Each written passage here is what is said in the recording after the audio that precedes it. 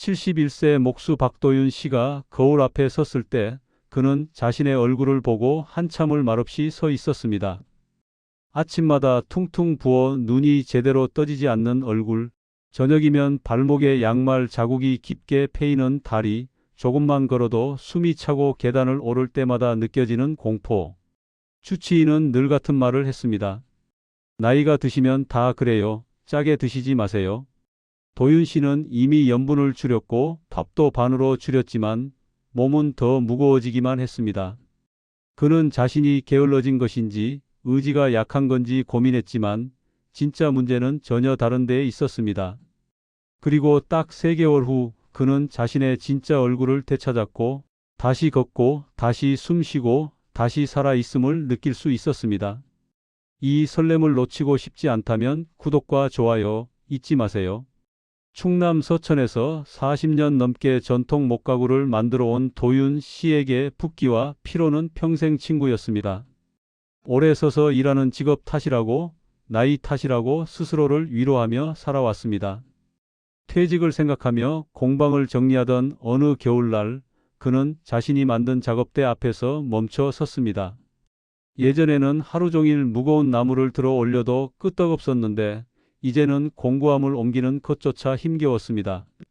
저녁이 되면 다리는 납덩이처럼 무거워졌고 침대에 누우면 온몸이 쑤셨습니다.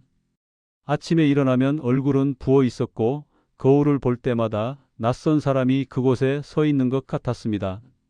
주치의를 찾아갔을 때도 답은 똑같았습니다.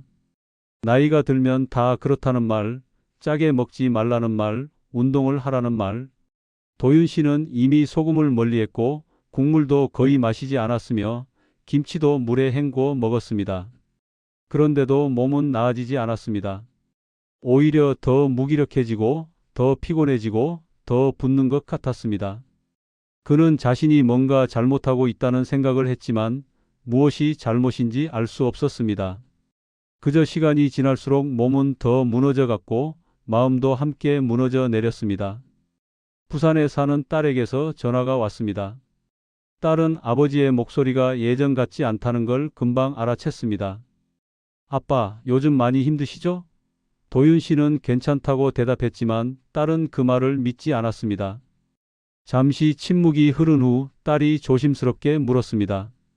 아빠, 혹시 세포가 굳는다는 말 들어보셨어요? 도윤 씨는 무슨 말인지 이해할 수 없었습니다. 세포가 굳는다니 그게 무슨 뜻인지 딸에게 물었지만 딸은 직접 찾아보시라며 몇 가지 키워드만 알려주고 전화를 끊었습니다.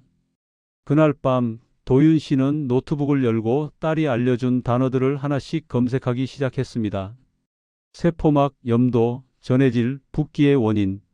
알면 알수록 놀라운 사실들이 눈앞에 펼쳐졌습니다. 세포막이 굳으면 모든 흐름이 멈춘다는 것, 영양은 세포 안으로 들어가지 못하고 노폐물은 빠져나가지 못한 채 섞여버린다는 것, 물은 고여서 붓기가 되고 혈당은 떠돌다가 지방으로 쌓인다는 것, 그리고 이 모든 변화가 세포 안팎의 염도 불균형에서 시작될 수 있다는 사실을 알게 되었습니다. 도윤 씨는 오래전 기억을 떠올렸습니다. 어릴 적 바닷가에서 자랐던 시절, 바닷바람을 맞으면 몸이 가벼워지던 느낌. 그때는 그냥 시원해서 그런 줄만 알았는데 어쩌면 그게 진짜 이유가 있었던 건 아닐까? 그는 더 깊이 조사하기 시작했습니다. 아주 오래전 생명은 바다에서 태어났고 지금도 우리 몸속은 0.9% 염도의 작은 바다를 품고 있다는 사실을 알게 되었습니다. 혈액, 림프, 세포액, 땀과 눈물까지 모두가 바닷물과 비슷한 농도였습니다. 도윤 씨는 충격을 받았습니다. 자신은 소금을 무조건 멀리하기만 했지 몸이 진짜 원하는 방식으로 먹지는 않았던 것입니다. 소금이 적이 아니라 잘못된 방식으로 섭취하는 것이 문제였던 겁니다. 그는 딸에게 다시 전화를 걸었습니다. 딸은 차분하게 설명했습니다. 아빠, 아침에 미지근한 소금물 한 잔만이라도 해보세요. 근데 과하게 하지 말고 한 꼬집부터 천천히 시작하세요. 도윤 씨는 반신반의했지만 시도해 보기로 했습니다. 잃을 게 없었으니까요. 다음 날 아침 도윤 씨는 따뜻한 물 200ml에 천일염 한 꼬집을 넣었습니다. 물은 미지근했고 맛은 약간 짠 듯 말 듯 했습니다. 그는 입에 천천히 머금었다가 천천히 삼켰습니다. 딱 그뿐이었습니다. 특별한 의식도 복잡한 방법도 없었습니다. 그저 아침마다 소금물 한 잔을 마시는 것. 하지만 이 작은 습관이 그의 70조 개의 세포에서 상상도 못한 변화를 일으키기 시작했습니다. 첫 주가 지나고 도윤 씨는 이상한 느낌을 받았습니다. 아침에 일어났을 때 얼굴이 조금 덜 붓는 것 같았습니다. 처음에는 착각이라고 생각했습니다. 하지만 며칠이 더 지나자 그 느낌은 확신으로 바뀌었습니다. 거울을 보니 눈이 예전보다 또렷하게 떠졌고 얼굴선도 조금 더 선명해 보였습니다. 공방에서 일할 때도 조금씩 달라지는 걸 느꼈습니다. 계단을 오를 때 숨이 덜 찼고 오후가 되어도 다리가 예전만큼 무겁지 않았습니다. 2주째가 되자 변화는 더욱 뚜렷해졌습니다. 20년 가까이 앓던 만성 속 더부룩함이 사라지기 시작했습니다. 아침에 화장실에 가는 일이 자연스러워졌고 밥을 먹고 나서 느껴지던 무거운 느낌도 줄어들었습니다. 장 운동이 살아나는 게 느껴졌습니다. 도윤 씨는 매일 아침 소금물을 마시며 자신의 몸을 관찰했습니다. 몸이 조금씩 깨어나고 있었습니다. 닫혀있던 세포막의 문이 하나씩 열리고 막혀있던 통로가 뚫리고 고여있던 것들이 흐르기 시작하는 걸 느낄 수 있었습니다. 한 달이 지났을 때 도윤 씨는 자신의 변화를 정리해 보기로 했습니다.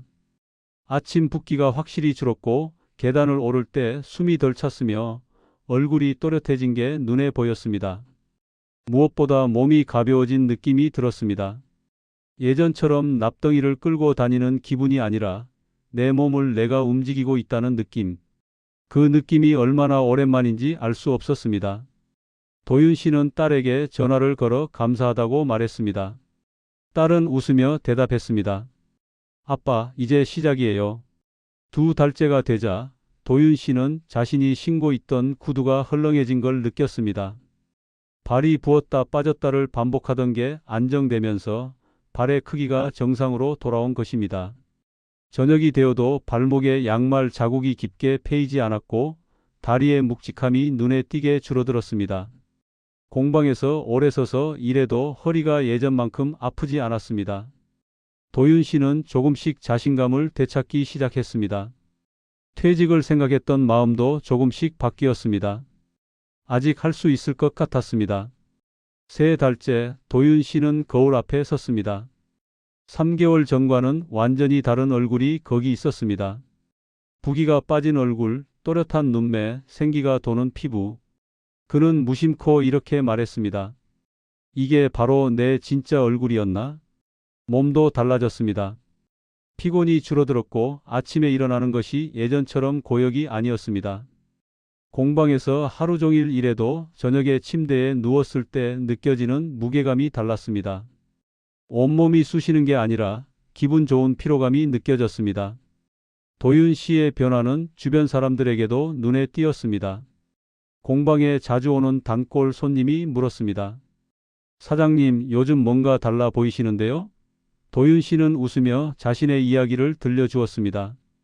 아침마다 소금물 한 잔을 마시기 시작했다는 것, 그게 자신의 몸을 바꾸었다는 것. 손님은 믿기지 않는다는 표정을 지었지만 도윤 씨의 얼굴과 몸을 보며 고개를 끄덕였습니다. 그 손님도 시도해 보기로 했습니다. 66세의 그 손님은 오랫동안 얼굴 붓기와 저녁 다리 피로로 고생했던 분이었습니다. 도윤 씨의 이야기를 듣고 반신반의하며 시작했지만 2달이 지나자 변화가 나타났습니다. 얼굴 붓기가 줄어들었고 저녁에 느껴지던 다리의 피로감이 확실히 완화되었습니다. 그는 도윤 씨를 찾아와 감사하다고 말했습니다. 이렇게 간단한 방법이 이렇게 효과가 있을 줄은 몰랐다고, 더 일찍 알았더라면 좋았을 거라고. 78세의 은퇴 교사도 도윤 씨의 이야기를 듣고 시도해 보기로 했습니다. 그는 환절기마다 반복되는 비염과 기침으로 고생하는 분이었습니다. 약을 먹어도 잠시 좋아질 뿐 계절이 바뀔 때마다 증상이 되돌아왔습니다. 하지만 소금물을 마시기 시작한 후 증상이 눈에 띄게 줄어들었습니다. 감기에도 거의 걸리지 않게 되었고 환절기가 와도 예전처럼 심하게 고생하지 않았습니다. 그는 주변 사람들에게도 이 방법을 알려주기 시작했습니다. 73세의 이웃 어르신도 도윤 씨의 조언으로 소금물을 마시기 시작했습니다. 그는 20년 넘게 만성 변비로 고통받았던 분이었습니다. 온갖 약을 먹어봤지만 효과는 일시적이었고 결국 약에 의존하게 되었습니다. 하지만 소금물을 마시기 시작한 후 3개월에 걸쳐 자연스러운 배출이 가능해졌습니다. 약을 끊을 수 있었고 아침마다 화장실에 가는 일이 자연스러워졌습니다. 그는 눈물을 글썽이며 말했습니다. 20년 만에 이렇게 편안한 아침을 맞는다고. 그들은 모두 비슷한 말을 했습니다. 우린 특별해서가 아니라 몸이 원래 하던 일을 되찾았을 뿐이라고. 소금물이 마법의 약이 아니라 몸이 제대로 작동하도록 돕는 도구였을 뿐이라고. 도윤 씨는 그 말에 깊이 공감했습니다. 자신도 특별한 일을 한 게 아니었습니다. 그저 몸이 원하는 방식으로 돌아간 것뿐이었습니다. 하지만 도윤 씨는 한 가지를 항상 강조했습니다. 모든 사람이 똑같이 따라하면 안 된다는 것. 고혈압 약을 복용 중이거나 신장 기능이 저하된 사람, 심장 질환이 있는 사람, 임신이나 수유 중인 사람은 반드시 의사와 상담해야 한다는 것. 또한 두통, 메스꺼움, 가슴 두근거림 같은 증상이 생기면 즉시 중단해야 한다는 것. 그리고 절대 잊지 말아야 할 것은 소금만 먹고 물을 마시지 않으면 독이 된다는 사실이었습니다. 도윤 씨는 처음에 어떤 소금을 써야 할지 고민했습니다. 핑크솔트, 히말라야 소금, 3만 원짜리 프리미엄 소금 같은 것들이 정말 필요한지 궁금했습니다. 하지만 여러 자료를 찾아보고 직접 경험한 결과 결론은 간단했습니다. 정제염은 피하되 미네랄이 살아있는 천일염이면 충분하다는 것. 천일염은 부담 없고 구하기 쉬웠으며 가격도 합리적이었고 필요한 미네랄이 고스란히 들어 있었습니다. 도윤 씨는 말했습니다.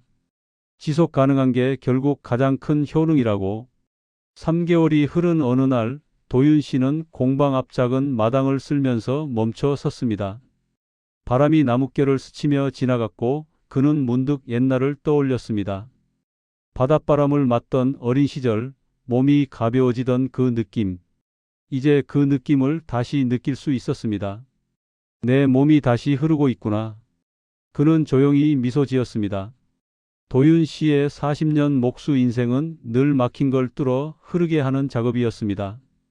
나무의 결을 따라 대패질을 하고 이음새를 맞추고 막힌 부분을 뚫어 공기가 흐르게 하는 일. 그리고 이제 그는 깨달았습니다. 몸도 마찬가지였다는 것을. 고치는 게 아니라 흐름을 열어주는 것이었습니다. 세포막이 굳어 막혔던 통로를 열어주고 고여있던 물과 노폐물이 빠져나갈 수 있도록 도와주는 것. 그게 전부였습니다. 도윤 씨는 자신의 작업대 앞에 앉아 손때에 묻은 대패를 쓰다듬었습니다. 40년 넘게 함께한 도구였습니다. 이 대패로 얼마나 많은 나무를 다듬었는지, 얼마나 많은 가구를 만들었는지 셀 수 없었습니다. 하지만 이제 그는 알았습니다. 목수의 기술은 나무를 깎는 게 아니라 나무의 흐름을 읽고 그 흐름을 살리는 것이라는 걸. 몸도 마찬가지였습니다. 억지로 바꾸는 게 아니라 원래의 흐름을 되찾아주는 것이었습니다. 어느 날 저녁 딸이 공방에 찾아왔습니다. 부산에서 기차를 타고 온 딸은 아버지를 보자마자 눈을 크게 떴습니다. 아빠, 정말 많이 좋아지셨네요. 도윤 씨는 웃으며 딸을 안았습니다. 내 덕분이야. 딸은 고개를 저었습니다. 아니에요. 아빠가 실천하셨잖아요. 도윤 씨는 딸과 함께 공방을 천천히 걸으며 지난 3개월을 되돌아봤습니다. 그 작은 습관 하나가 자신의 삶을 얼마나 바꾸었는지 이제야 실감할 수 있었습니다. 딸은 아버지에게 물었습니다. 아빠, 이제 뭐 하고 싶으세요? 도윤 씨는 잠시 생각하다 대답했습니다. 새로운 가구를 만들고 싶어. 예전에 하고 싶었는데 몸이 안 따라줘서 못했던 디자인이 있거든. 딸은 환하게 웃었습니다. 그럼 만드세요, 아빠. 도윤 씨는 고개를 끄덕였습니다. 그래, 만들어야지. 이제는 할 수 있을 것 같아. 밤이 되어 딸을 배웅하고 도윤 씨는 공방에 홀로 남았습니다. 그는 작업등을 켜고 새로운 디자인을 스케치하기 시작했습니다. 연필이 종이 위를 흐르고 선이 그려지고 형태가 잡혔습니다. 손끝에서 느껴지는 감각이 살아 있었습니다. 몸이 다시 자신의 것이 된 기분이었습니다.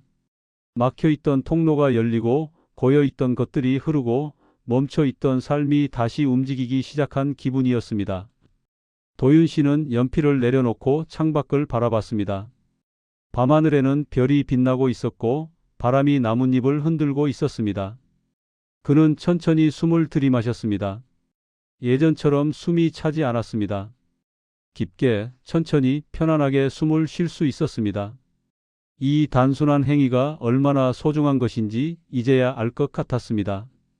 다음 날 아침 도윤 씨는 늘 하던 대로 따뜻한 물 200ml에 천일염한 꼬집을 넣었습니다. 물을 천천히 마시며 그는 자신의 몸에 감사했습니다. 70년 넘게 함께해준 이 몸에 70조 개의 세포 하나하나에 감사했습니다. 그리고 이 작은 습관을 알려준 딸에게 자신의 몸을 포기하지 않고 다시 시도해 볼 용기를 준 모든 것들에 감사했습니다. 공방 문을 열고 밖으로 나가자 아침 공기가 상쾌했습니다. 도윤 씨는 천천히 마당을 걸었습니다. 예전처럼 다리가 무겁지 않았고 숨이 차지 않았습니다. 그는 작은 언덕을 올랐습니다. 전에는 엄두도 내지 못했던 일이었습니다. 하지만 이제는 할 수 있었습니다. 언덕 위에서 바라본 풍경은 아름다웠습니다. 서천의 아침 하늘, 멀리 보이는 들판, 바람에 흔들리는 나무들, 모든 게 살아 움직이고 있었습니다. 도윤 씨는 그 자리에 서서 깊게 숨을 들이마셨습니다. 공기가 폐 깊숙이 들어오고 세포 하나하나에 산소가 퍼지는 느낌이 들었습니다. 몸이 살아있다는 걸, 흐르고 있다는 걸 온몸으로 느낄 수 있었습니다. 그는 조용히 말했습니다. 고맙습니다. 누구에게 하는 말인지는 몰랐습니다. 자신의 몸에게, 딸에게, 이 순간을 살 수 있게 해준 모든 것들에게 하는 말이었습니다. 공방으로 돌아와 작업을 시작했습니다. 대패질을 하며 도윤 씨는 나무의 결을 따라 손을 움직였습니다. 나무는 흐름을 가지고 있었고 그 흐름을 따르면 저항 없이 깎여 나갔습니다. 억지로 거스르면 나무가 찢어지고 대패날이 상했습니다. 몸도 그랬습니다. 몸의 흐름을 따르면 자연스럽게 건강해졌고 거스르면 병이 생겼습니다. 그 단순한 진리를 도윤 씨는 70년을 살고서야 깨달았습니다. 점심때가 되어 밥을 먹으면서 도윤 씨는 음식을 천천히 씹었습니다. 예전에는 빨리 먹고 다시 일하려고 서둘렀지만 이제는 천천히 음미하며 먹었습니다. 음식 하나하나가 소중했고 그 맛을 제대로 느끼고 싶었습니다. 밥을 다 먹고 나서도 예전처럼 속이 더부룩하지 않았습니다. 소화가 잘 되었고 몸이 가벼웠습니다. 오후가 되어 단골 손님이 찾아왔습니다. 주문했던 서랍장이 완성되었는지 확인하러 온 것이었습니다. 도윤 씨는 정성껏 만든 서랍장을 보여주었습니다. 손님은 감탄하며 서랍을 하나하나 열고 닫았습니다. 역시 사장님 솜씨는 최고예요. 도윤 씨는 웃으며 대답했습니다.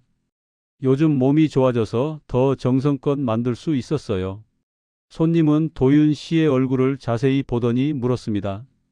사장님, 정말 많이 좋아 보이시네요. 비결이 뭐예요? 도윤 씨는 주저없이 자신의 이야기를 들려주었습니다. 아침마다 소금물 한 잔을 마신다는 것, 그게 자신의 몸을 바꾸었다는 것. 손님은 놀란 표정으로 들었고 자신도 한번 해보겠다고 했습니다. 도윤 씨는 조심스럽게 주의사항을 알려주었습니다. 천천히 시작할 것, 과하게 하지 말 것, 몸의 신호에 귀 기울일 것, 그리고 고혈압이나 신장질환이 있으면 반드시 의사와 상담할 것. 손님은 고개를 끄덕이며 감사하다고 했습니다. 저녁이 되어 하루 일을 마치고 도윤 씨는 작업대를 정리했습니다. 톱, 대패, 끌, 망치 하나하나 제자리에 놓으며 그는 이 도구들과 함께한 시간을 떠올렸습니다. 40년이 넘는 세월 동안 이 도구들은 그의 손에서 수많은 가구를 만들어냈습니다. 그리고 이제 그는 다시 이 도구들과 함께 새로운 것을 만들어갈 수 있게 되었습니다. 집으로 돌아가는 길, 도윤 씨는 천천히 걸었습니다. 서두를 필요가 없었습니다. 다리가 예전처럼 무겁지 않았고 숨이 차지 않았으니까요. 저녁 하늘이 아름다웠습니다. 노을이 지고 별이 하나둘 떠오르기 시작했습니다. 그는 하늘을 올려다보며 걸었습니다. 삶이 다시 흐르고 있다는 걸, 멈춰 있던 시간이 다시 움직이기 시작했다는 걸 느낄 수 있었습니다. 집에 도착해 저녁을 먹고 도윤 씨는 소파에 앉아 책을 펼쳤습니다. 예전에는 몸이 너무 피곤해서 책을 읽을 엄두도 내지 못했지만 이제는 집중할 수 있었습니다. 한 장, 두 장 넘기며 그는 책 속으로 빠져들었습니다. 시간이 천천히 흘렀고 밤이 깊어갔습니다. 잠자리에 들기 전 도윤 씨는 침대에 누워 천장을 바라봤습니다.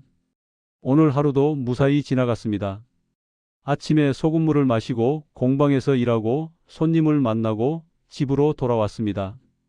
평범한 하루였지만 그 평범함이 얼마나 소중한지 이제는 알았습니다. 건강하게 살 수 있다는 것, 자신의 일을 할 수 있다는 것, 사랑하는 사람들과 함께 할 수 있다는 것, 그 모든 것이 기적이었습니다. 도윤 씨는 눈을 감으며 생각했습니다. 아침 소금물 한 잔, 그 작은 습관이 다시 걷게 하고 다시 숨쉬게 하고 다시 살게 했습니다. 당신의 몸도 이미 준비되어 있습니다. 세포는 살아있고 흐름은 기다리고 있으며 변화는 언제든 시작될 수 있습니다. 이제 흐르게 할 시간입니다. 작은 습관 하나로 멈춰 있던 삶이 다시 움직이기 시작합니다. 그리고 그 흐름 속에서 당신은 다시 자신을 만나게 될 것입니다.